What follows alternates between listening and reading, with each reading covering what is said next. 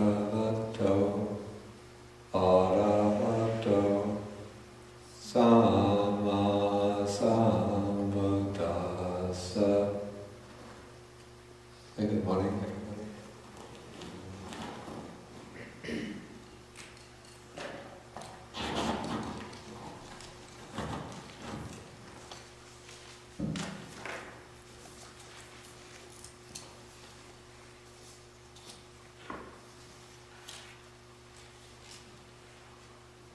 Okay, so we've been examining the Cula-vedalla Sutta. This is Sutta number 44, and in the middle-length discourses, this starts on page 396. Okay, so in the previous class, we dealt with the nature of what is called Nikaya, that's identity, which is the 5 aggregates, the collection of the 5 aggregates, and then with the relationship between the 5 aggregates of clinging and clinging itself. Okay, so that takes us through about halfway down on page 397. And now we come to the important topic of what is called identity view. In Pali, this is called Sakkaya Ditthi.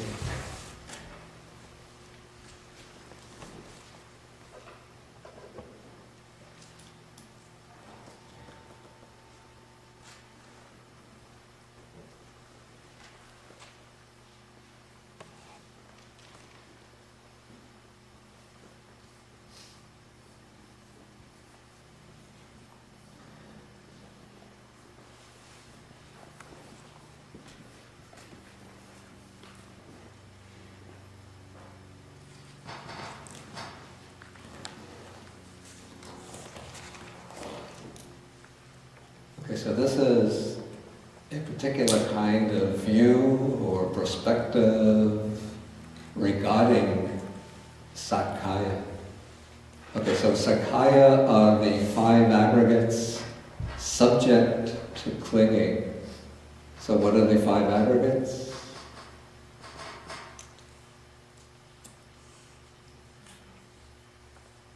We can't call on the person who knows the name of the wives of the Asuras. Somebody else. Okay. Oh, reading from a book? I can't do that. No. Form, feeling, Yeah. perception, Yeah. mental formations, and consciousness. Okay. So it's material form, feeling, perception, the mental formations or volitional activities, and consciousness. And so identity view is a kind of view regarding these 5 aggregates.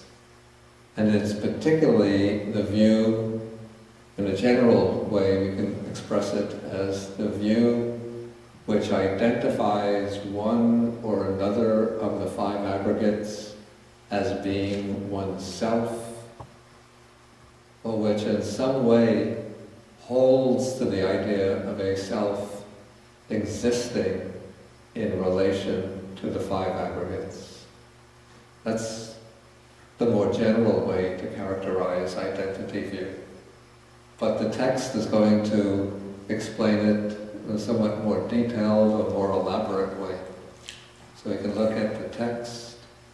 So remember, this is a dialogue between the Bhikkhuni Dhammadina and her former husband, who is the lay follower Visakha. So Visakha asks, Lady, or Venerable Lady, how does identity view come to be? And then Dhammadina explains, here, an untaught ordinary person, or we might say an uninstructed worldly person, who has no regard for the noble ones and is unskilled and undisciplined in their Dhamma, that is in their teaching, who has no regard for the true men, or maybe more generally the true persons or good persons, the saintly persons. This, again, it means the noble ones, and who is unskilled and undisciplined in their Dhamma, regards material form as self, or self as possessed of material form. Or in other words, self is the owner of material form. Or material form as existing inside the self, or the self as existing inside material form.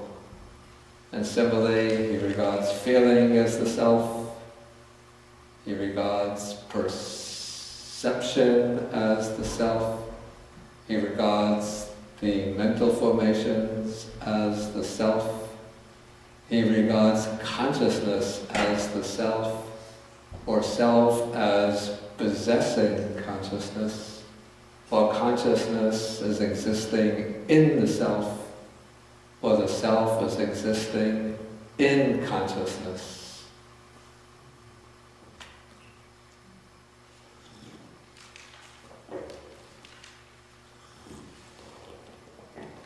So what identity view eventually turns out to be 20 kinds, 20 views, 20 possible views regarding the 5 aggregates. And so we have 5 aggregates, and each of these aggregates can be regarded in one of 4 ways. We can put this in a kind of algebraic form.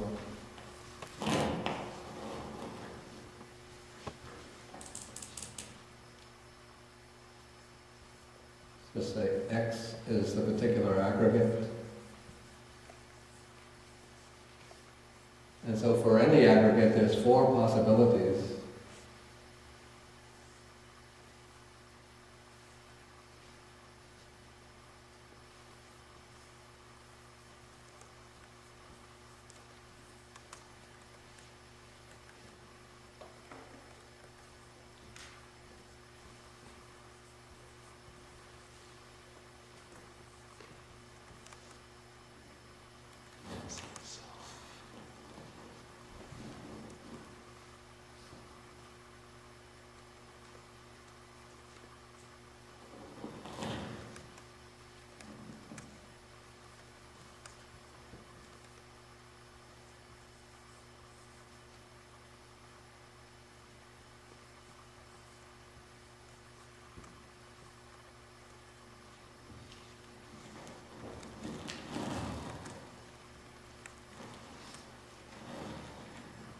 Some of these might seem a little bit strange to us, but probably in India during the Buddha's time there were a lot of different schools of philosophy and religious thought beginning to evolve, which presented different ideas about the self.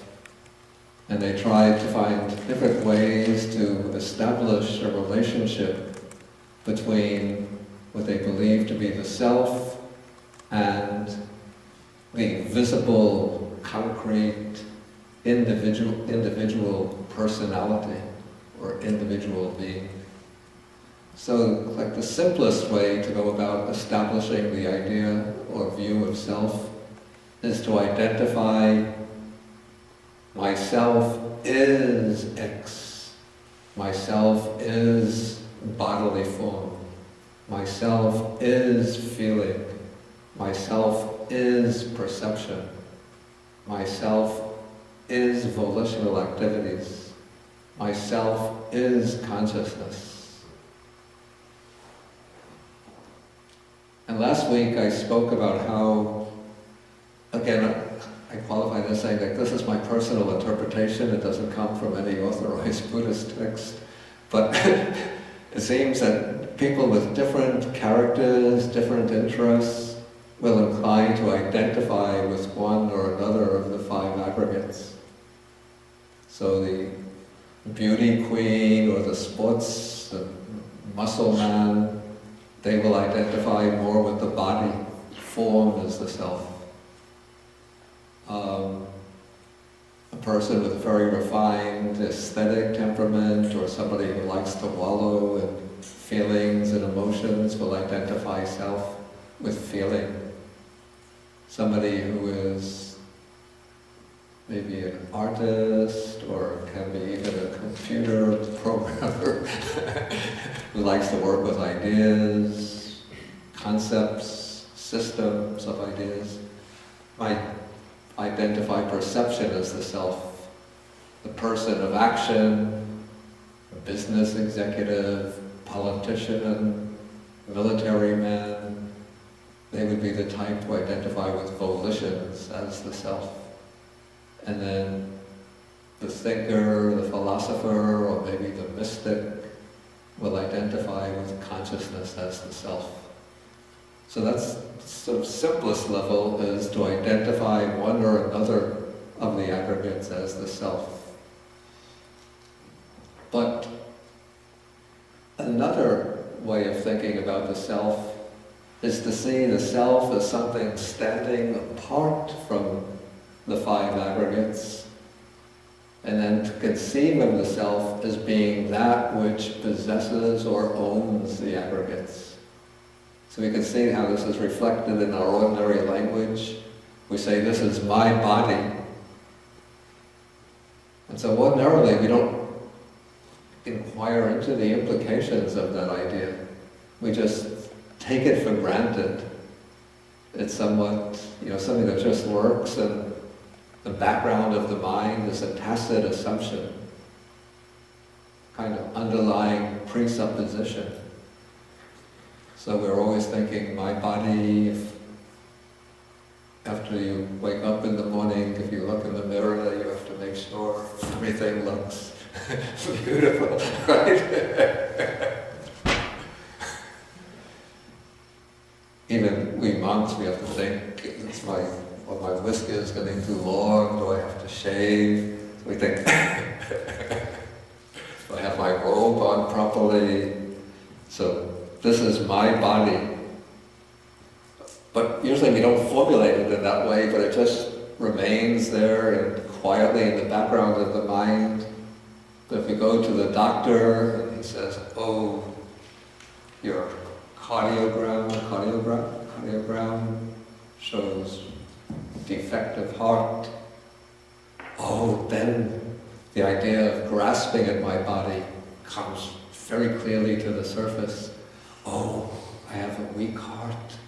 Oh, am I going to live? Am I going to die? Do I need a heart transplant? Oh, your liver is failing. Again, it's my liver, my body. And so when there's some kind of affliction that attacks the body, then we can see the idea, myself as the owner of the body becomes explicit, rises to the surface. And similarly, if somebody speaks a little bit rudely or impolitely to us, we think, or we might say to them, oh, you hurt my feelings.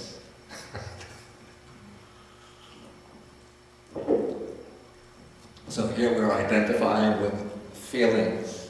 So the idea that I own, or actually we're identifying as the owner of the feelings. He hurt my feelings. So if you don't apologize to me, I'm not going to speak to you anymore. So my feelings have been hurt. Or else if we touch like a hot stove, or we get ill with flu, then we're really feeling miserable, then we think, these are my feelings.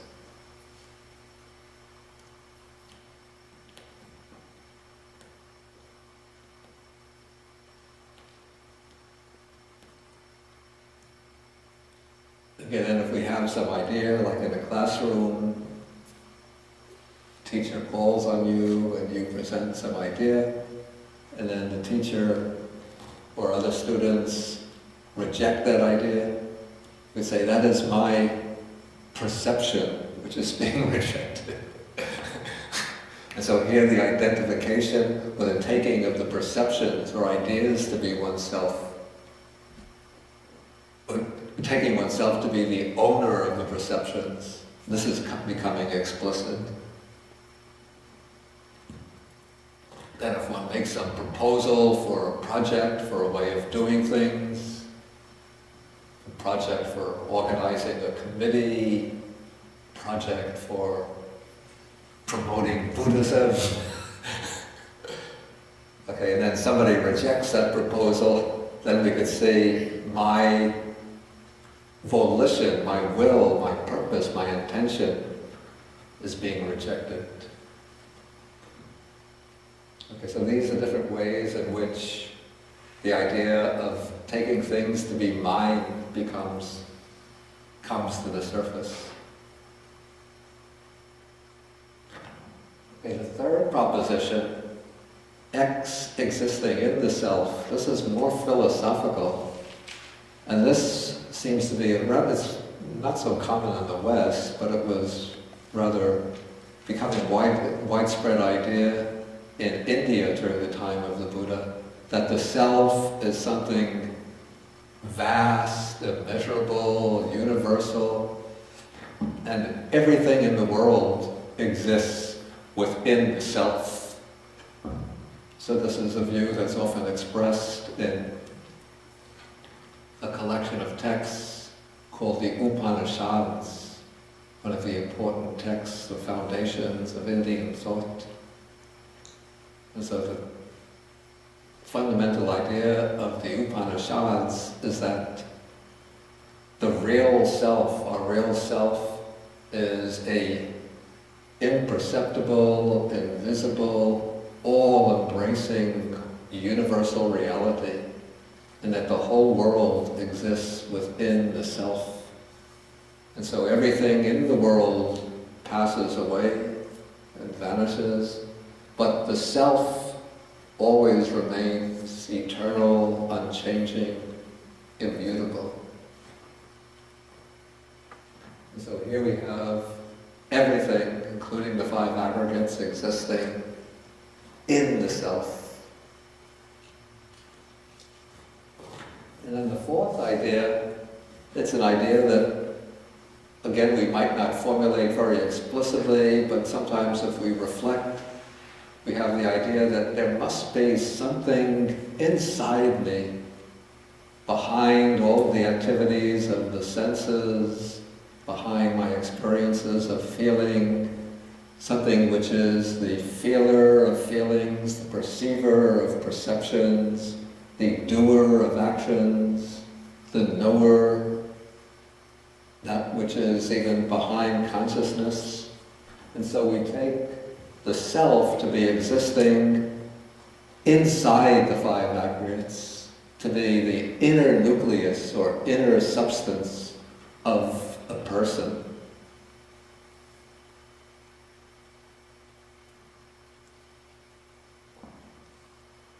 So it's like peeling away, trying to think of a fruit, or maybe it's like cutting through a peach, and then inside the peach one finds the pit. And so the pit, you could say, is the essence of the peach. Would you say this is akin to the idea of the soul?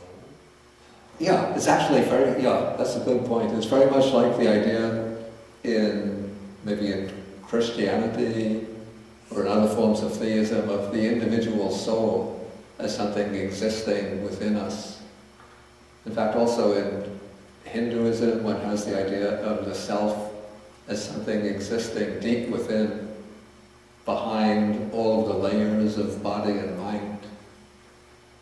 So they speak also in the Upanishads of 5 sheaths or coverings of the self. There's physical or bodily covering, the covering of prana or vital energy, the covering of mano, which is mind, mental activity, intellect, the covering of vijnana, which is knowing or consciousness, And then there's a fifth sheath, which is called the sheath of bliss, Ananda Kosha, Anandamaya Kosha, the blissful sheath. And then behind or within the blissful sheath is the Atman, the eternal self.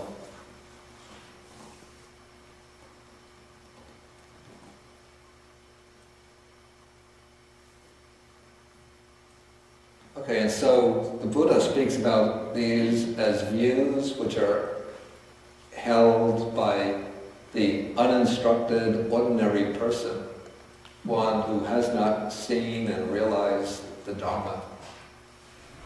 And this factor of, this factor of identity view becomes extremely important in the Buddhist system of teaching. For what reasons? Very important reason.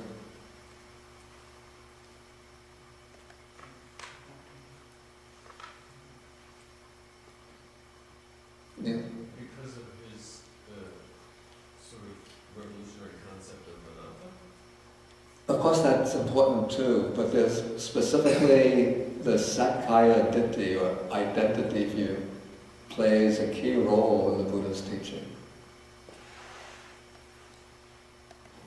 Please. I think it's releasing of each view to the eventual nothingness. To the eventual. Of the impermanence, the nothingness, going to nothingness. Releasing each view, each form, each perception, concept, a state of consciousness, releasing it. Yeah, of course that's important too, but what I have in mind is a specific formulation.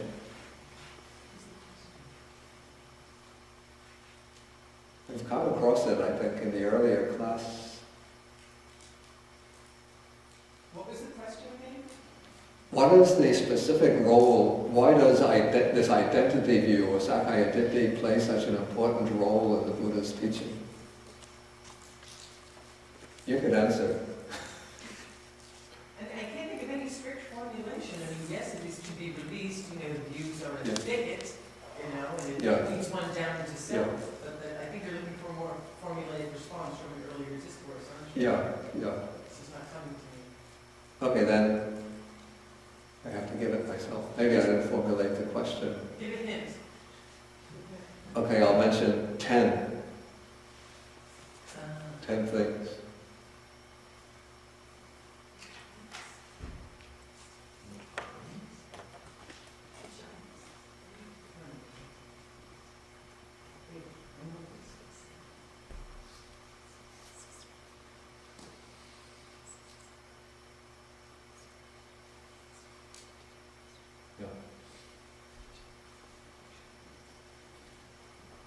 Okay, maybe I have to give the answer. Do you know the 10 fetters? Yeah. The texts speak about 10 fetters. These are the 10 things that bind a person to the cycle of birth and death. And then the first of these to be broken is Sakkaya Ditthi, the identity view. It's actually part of the first 3 that are broken together. But I would say that for this reason, identity view, Sakkaya Ditthi becomes like it's the major cognitive barrier, the barrier to the understanding of the Dharma.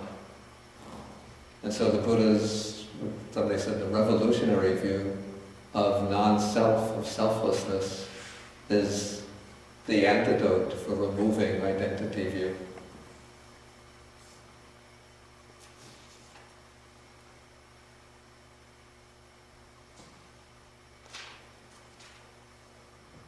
Okay, so now there's one question that came from the internet.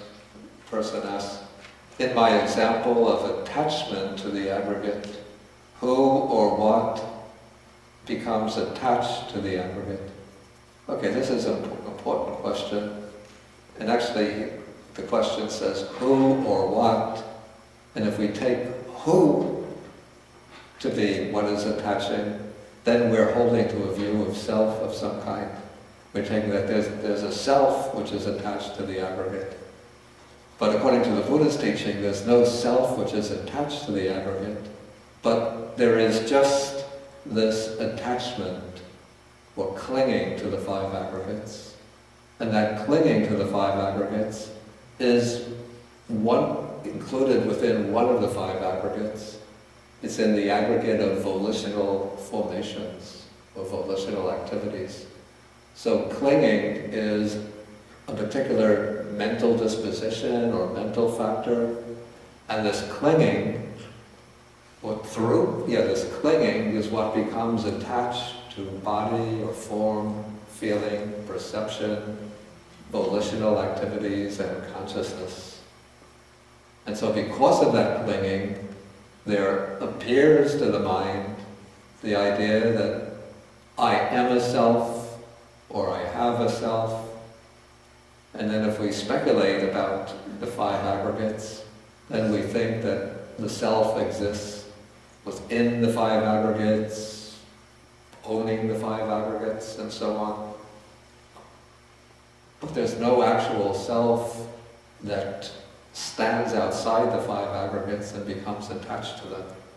It's just that the clinging gives rise to this delusion or appearance of a self. How does the notion of self come to be? I mean, we're talking about it as if it already exists in everybody. But clearly, perhaps in an infant, there is no sense of self. In the infant. In the infant. And so what happens Yeah. that leads Okay, this is an interesting question. to have a sense of self? Yeah. And actually that point about the infant not having the view of self, it's dealt with, or at least it's touched on, in one of the suttas in the Majjhima Nikaya. This is in number 64. Yes, on page 537.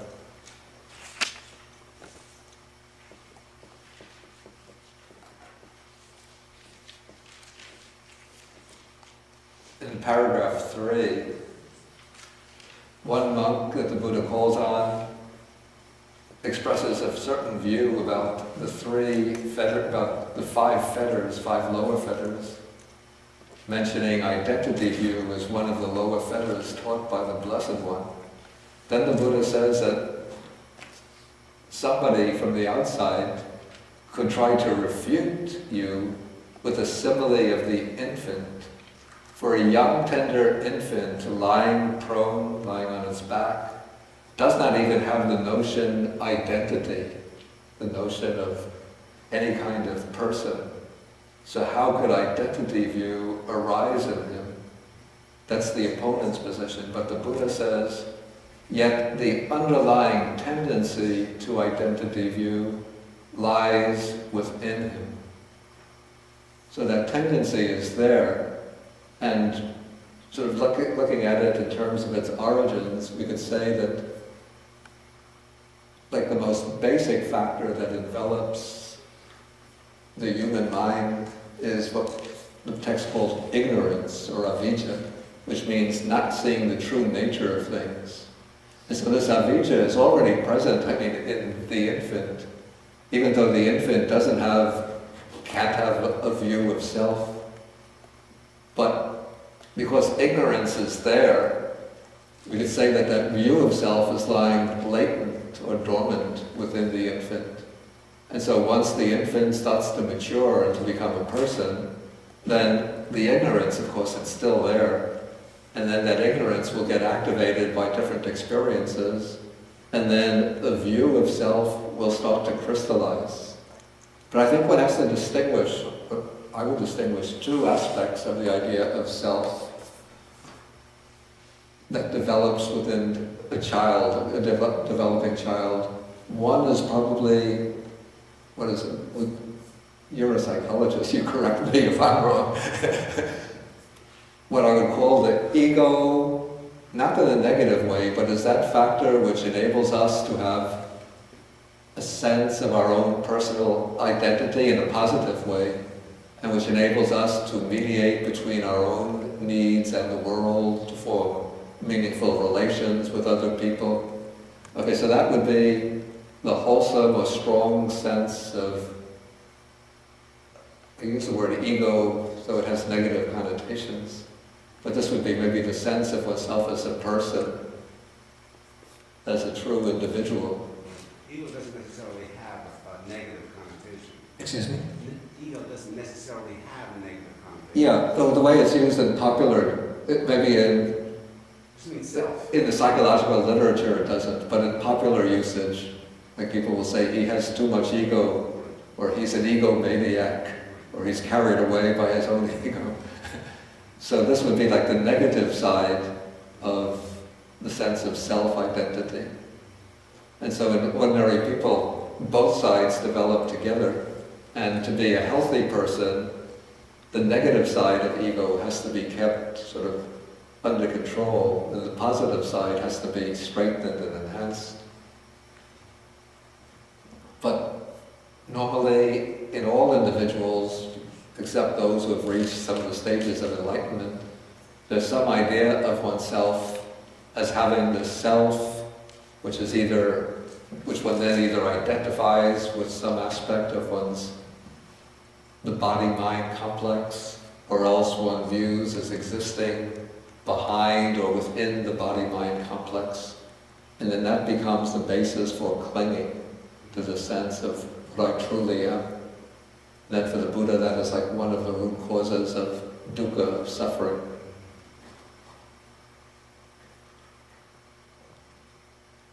Okay, any further questions on this? Okay, then, in fact, the way the question is posed here, I have to say, in the beginning of paragraph 7, the way it's translated, lady, how does identity view come to be? It doesn't really answer the question from the standpoint of origins, but it seems more as though the question should be interpreted, what is identity view? In fact, the Pali, it's ambiguous, a little ambiguous. I think it's kattam sakayaditti hoti, so which could be interpreted, or king sakayaditti hoti. Either what is personality view, or what is identity view, or how does identity view come to be. But this really just explains what is identity view. Okay, then we come to paragraph 8 of section 8. This is just the inverse. How does identity view not come to be? Or what is the absence of identity view?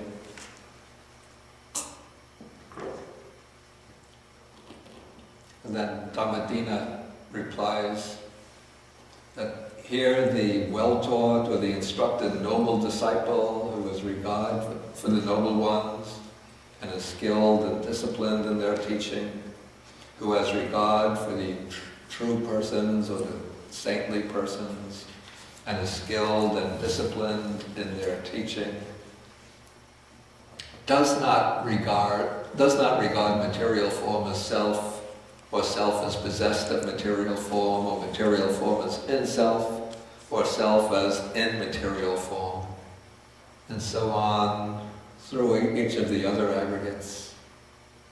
So this is how identity view does not come to be. And actually, maybe we could raise a more specific question, how is identity view overcome or eliminated? And this is what takes place through the development of vipassana, or insight. And so through the practice of meditation, even in the early stage, what one does is to objectify each aspect of one's experience simply by noting it, by labeling it, by letting it go. And so normally when a thought arises, we identify with that thought, and then we let that thought flow in and give rise to other thoughts, and then we build up whole reams of stories based on the sequencing of thoughts, interwoven with feelings, ideas, plans, desires, memories, and all of this, these different strands or threads get woven together to make up the fabric of our individual identity.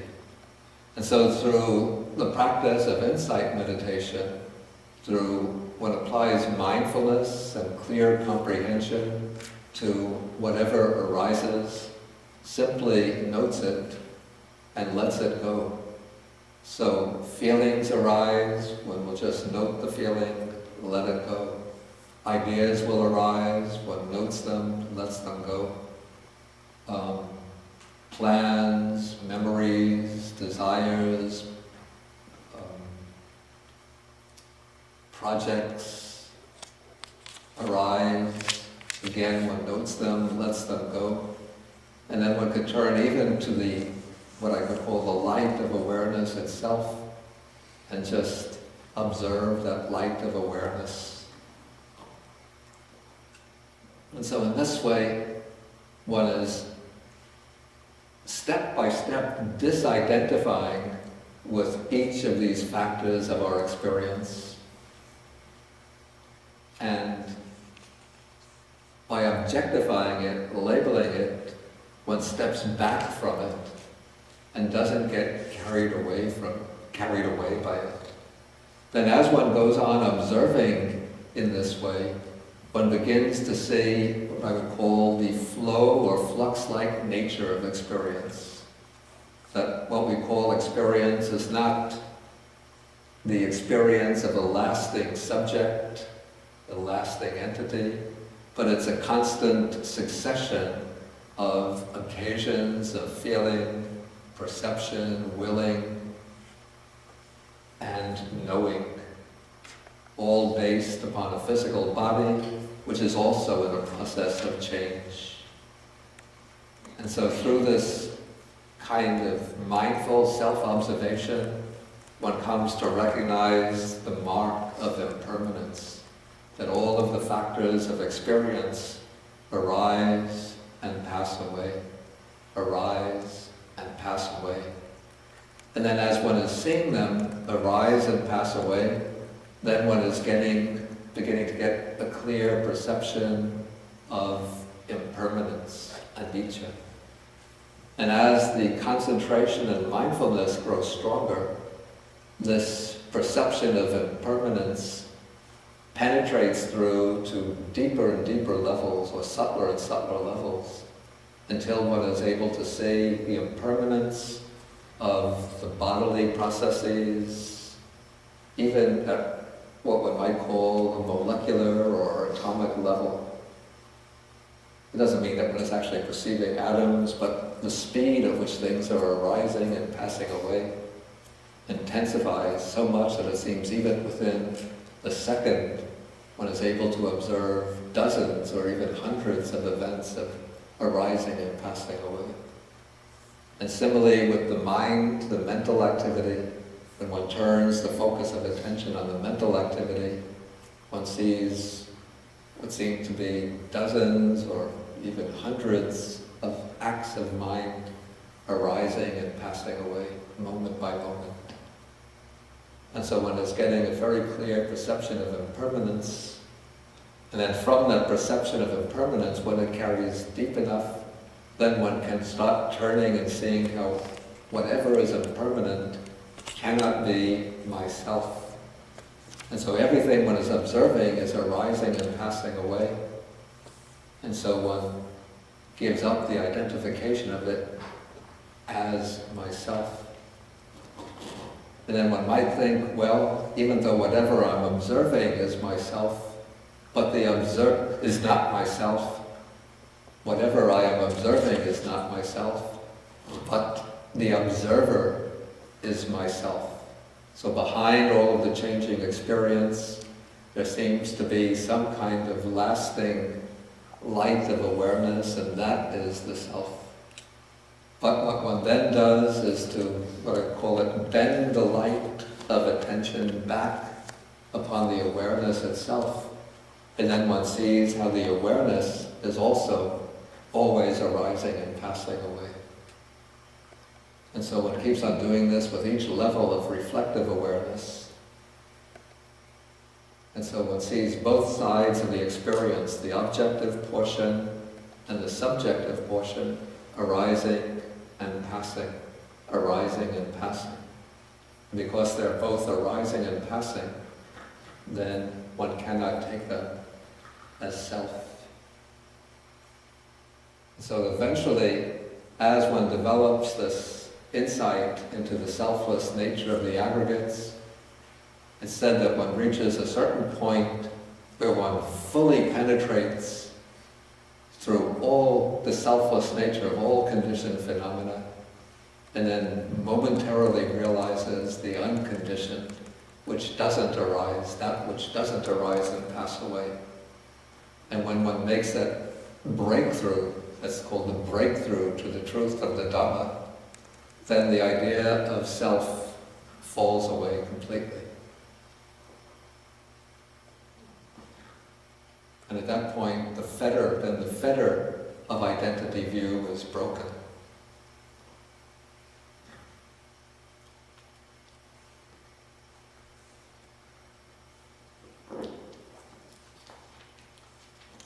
Okay, any questions on this portion of the sutta?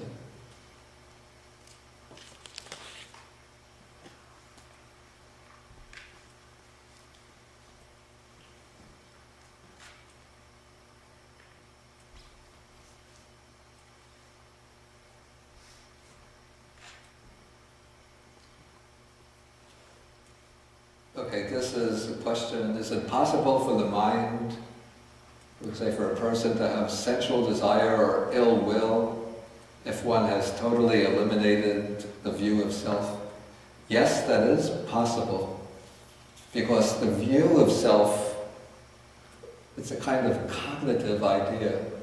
And so the person who breaks through the view of self completely, or eliminates the view of self completely, is what we call the stream enterer. This is the person who's reached the first stage of awakening, the first stage of enlightenment. But this person hasn't yet eliminated all of the mental fetters or afflictions. And so even a person who's a stream enterer, or even at the next level, the once returner, can still have sensual desire and ill will. Though of course they'll be weaker than that in an undeveloped person. But it's only at the third of the four stages of enlightenment that sexual desire and ill will are eliminated.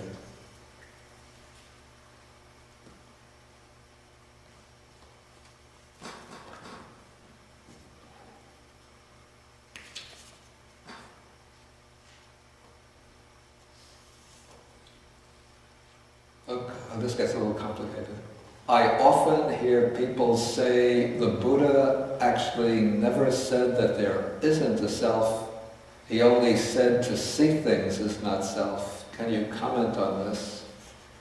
Yes, this is actually true. It's actually true. The Buddha doesn't say explicitly there is no self. Since in a way to say there is no self is to set up something like a theoretical position. So the Buddha always takes a very practical approach. Or at least this is the way I understand him. What he says is to contemplate or to observe all phenomena as non-self. So the root of the problem is that we identify things as being I and mine. And usually what we identify as being I or mine are the five aggregates. And so the Buddha's way of instruction is to point out that the five aggregates are not the self and not the belongings of a self.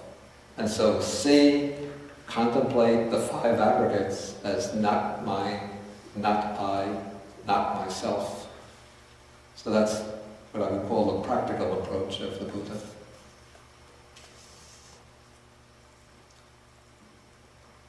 Okay, would the Buddhist mind-only school or the school of Buddha nature have the view that all existence I see the third position, that X exists in the self. The self-nature generates all existence is in the Platform Sutra, that is the Sutra of Huineng.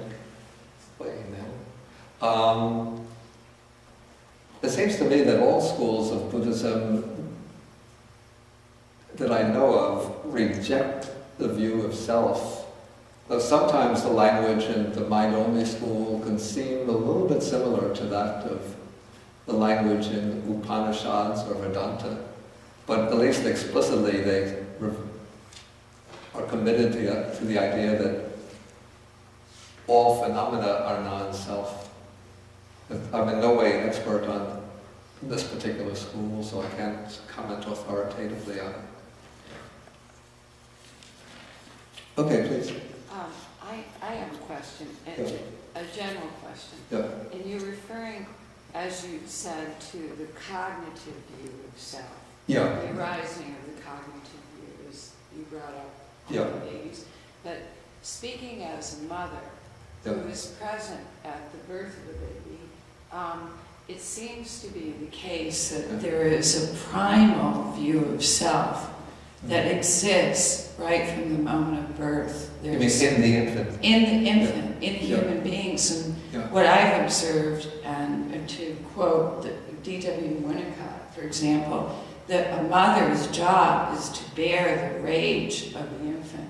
There's a rage for life Yeah. and a grasping Yeah. at life that appears with the first breath. Yeah. And it is, in a sense, they're only seen to be selfless when everything is going their way. Yeah, so it's non-cognitive, so it's not really like a view of, an explicit view of self. But what I would say is that the tendency to the idea of I is there. And so if it's frustrated or countered in any way, then it gets activated. Yeah, and this grasping is Yeah. very, very fierce right from the start. Yeah. Speaking as the object of that grasping. I guess it depends on the child. Maybe there are some infants who are very calm. Maybe an infant who's been a yogi in a previous life. Possibly. There's stories that I've read about how maybe these are people who became saints later in life, when they come out, all the relatives standing around are very astonished at how calm and tranquil the baby is. Nothing seems to disturb the baby. Yeah, okay. Did you have a comment, David? Maybe take the microphone. I was just thinking that in order to get to the point of accepting a kind of non-self, Yeah. one would have to be much older. It's a kind of complex notion, because I think the more natural state is to experience a self. Yeah. One would not be able to experience a non-self until one had developed cognitively enough to make that kind of separation. So you couldn't really have anybody until, let's say, the middle of their adolescence begin to deal with it, if even at that point. Adolescents are very self-involved. Well, I think by middle of adolescence, already the idea of self is, especially in America, pretty solidly established. I mean, cognitively. Maybe not in a reflective way, but certainly in a way that's in an operative way. I was going to say something, and it just came in.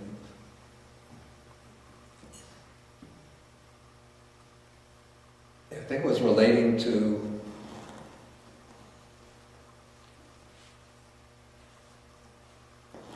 the idea of the idea of the cognitive self. It doesn't necessarily mean that the person has kind of philosophical view of a self, and it's actually sort of sitting down at his desk with paper, a notebook, and a pen, and writing. When I reflect deeply in myself, I can see how I'm not the body, I'm not the feeling, I'm not the perceptions, but certainly that which knows, that which thinks, that must be the self. Not necessarily in that case, but it just means that the idea of a self is formed to the extent that one tends to identify explicitly in one's thinking with things, in one's day-to-day interactions with other people and the world. And then, the other point that I wanted to bring up, when you were speaking about the need to have an idea of self in order to overcome it, that there are two ways in which you could say people have an undeveloped idea of self, or maybe two ways in which people can operate without a developed idea of self. One is people who have an underdeveloped idea of self. These would be people who are maybe subject to schizophrenia, or to, what are some of the other conditions? Well, it should be very retarded or intellectually undeveloped. Yeah, but there are people who could even be well developed intellectually, not mentally retarded, but there's still not a complete, healthy unification or solidification of the personality. And so for that person, a person like that, it's usually said that this type of Buddhist philosophy of non-self or meditation on non-self is not recommended. Because what that person has to do is to overcome this dissolution,